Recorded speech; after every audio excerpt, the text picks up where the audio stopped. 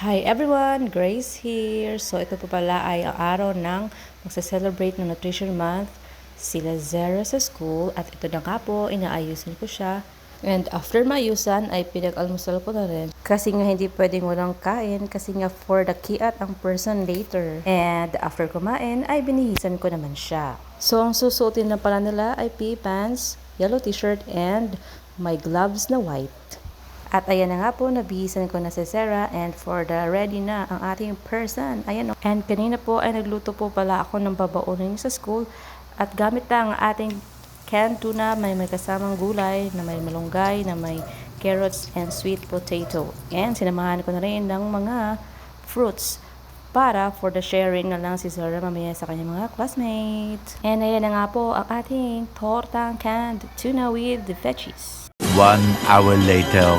A few moments later.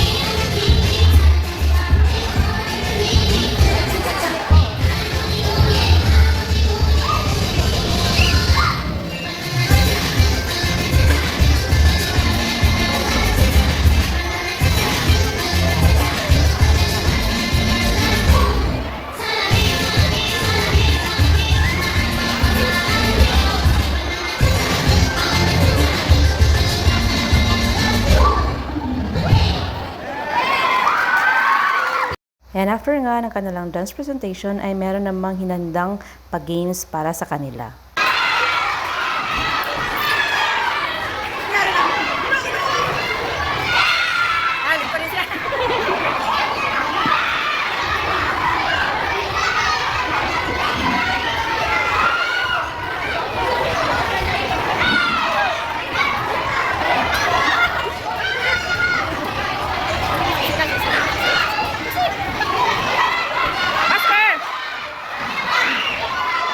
And after that, ay pumasok naman ako sa work because working mom here. See you on our next one. Bye!